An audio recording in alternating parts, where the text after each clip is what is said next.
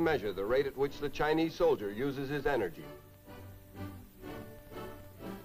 The physical condition of Free China's soldiers is of vast importance to the world.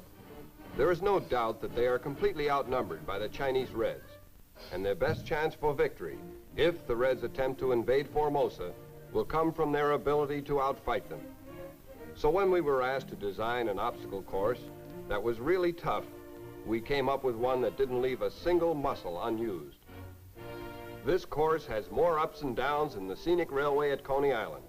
And, in addition to strengthening muscles, it's designed to sharpen balance and agility.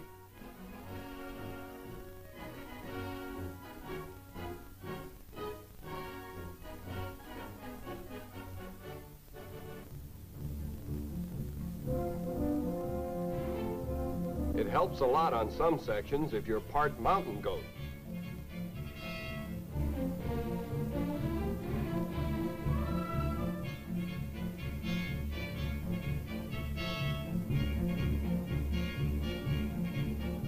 The toughening process never ceases on Formosa. Some of these men are veterans of many years of uninterrupted fighting on the mainland, but they still move along with spirit. The first time around this course is comparatively easy, just top speed from beginning to end. It's the second circuit that counts.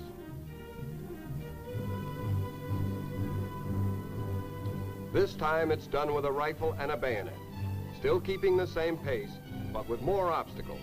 Bayonet training with a vengeance.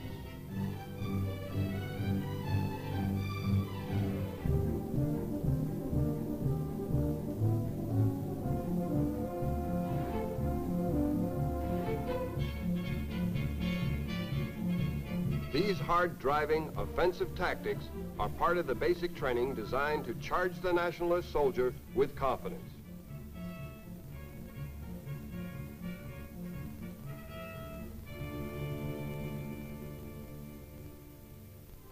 The ability to read a map accurately is something every efficient soldier has to know. Classes are held out in the field, where the students can match up what they see in front of them to the marks and symbols on the chart. Being based on Formosa has given the Free Chinese Army new problems regarding conduct of a campaign, one of the most important being efficient amphibious operations. The old Chinese Army never had to know much about amphibious assault. Most of their fighting was done in the interior. Combat exercises are held from time to time. They're under the supervision of veteran naval and marine officers.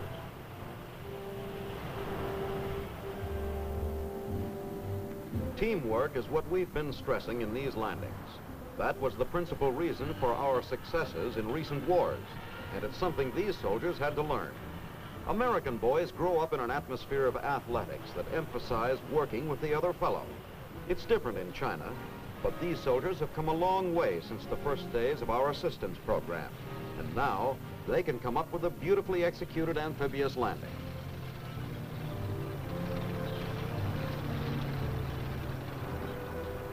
Commandos are expected to play a big part in the plans for striking back at an invader. This exercise simulates a swift strike at night, paddling into shore on a rubber raft for either a harassing raid or probe for information. Super efficiency and surprise are the key tactics of the commandos. There's an urgency about this training that increases with each change in Formosa's position in the boiling political pot of the East.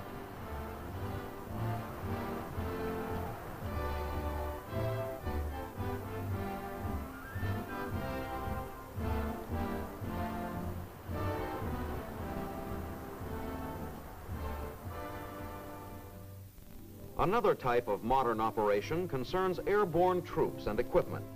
The correct way to load a C-46 is described to an attentive class. It's a complicated operation in which a load must be placed with care so that the correct center of gravity is maintained by the aircraft while in flight. A jeep goes up the loading ramp first.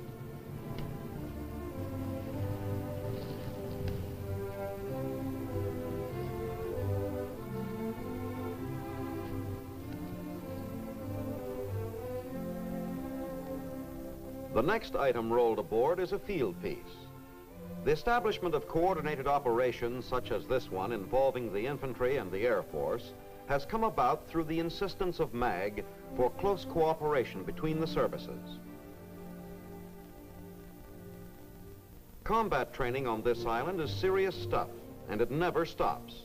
Each day, long lines of troops move out along the country roads to engage in practice problems. No detail is too small when it involves the making of a soldier who can fight and win. And it is in these large-scale maneuvers that the rough edges of the rookies are polished. Outfits move into bivouac for a last check before the start of the exercise. Everything is inspected, making sure that all is in order. MAG personnel are available for consultation in case anyone has a last-minute question. But before the outfits move out, it's chow time, and the advisors eat the same chow as the rest, but not everything on the menu, especially when the daily special is rice and grasshoppers. There's only one purpose to these maneuvers: reproduce combat conditions as closely as possible. Ammunition is issued, not all of it's live stuff, but it's just about the amount a man would carry into battle. Each unit works on a different problem, part of a general plan which ensures that every soldier will get to practice all the things he'll be expected to do in battle. This group is setting up a recoilless rifle. A last-second check by the MAG advisor before the members of the team load the piece.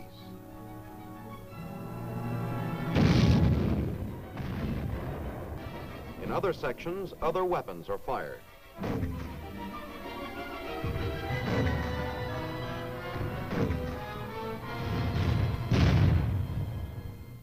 The armored divisions have their place in the exercises.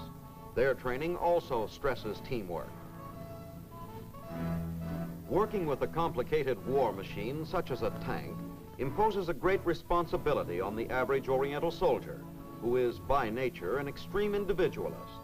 But they are very willing and work extremely hard to grasp the technology of today's combat conditions.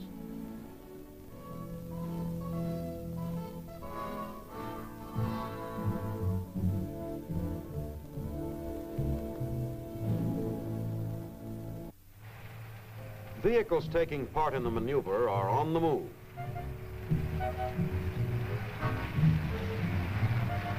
Tanks rumble down the roads, then off across the fields to take up firing positions.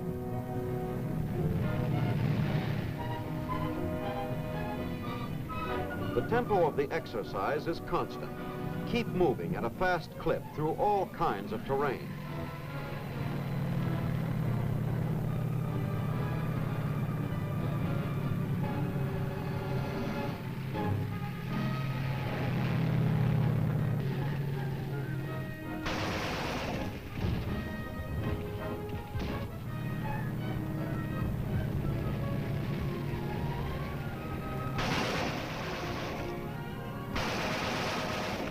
Use every weapon of the infantryman. Cross a river under fire.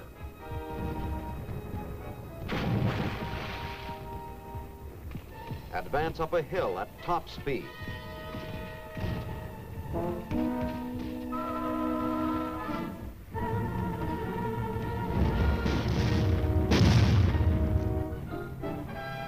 Tanks keep pouring the fire and moving forward.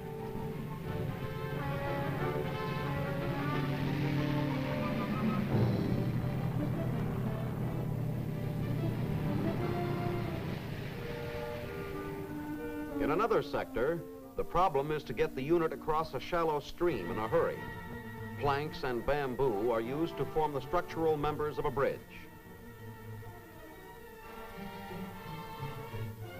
The long logs are tied together with rope.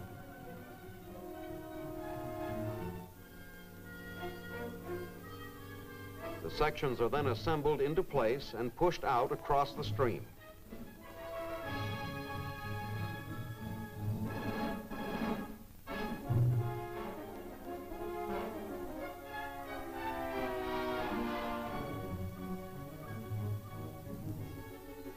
In a short time, the river is spanned, and the outfits are on their way.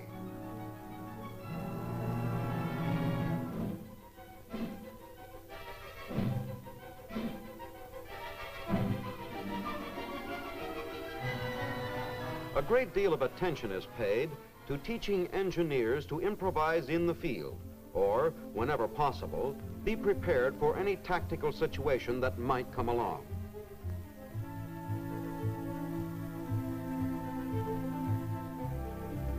But the engineer's handiwork is just a prelude to a mock attack. Capturing a village. The whole operation takes place under enemy fire. These Chinese soldiers used the same methods developed by our armies in World War II, when they streamed across the densely populated cities of Europe.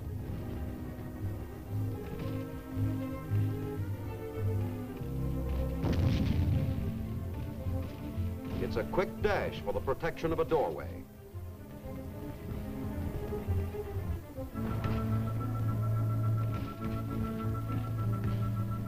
There's a special technique to house-to-house fighting. Once again, it involves that important ingredient known as teamwork. Cover another man while he moves forward. And then be covered on the advance to the objective.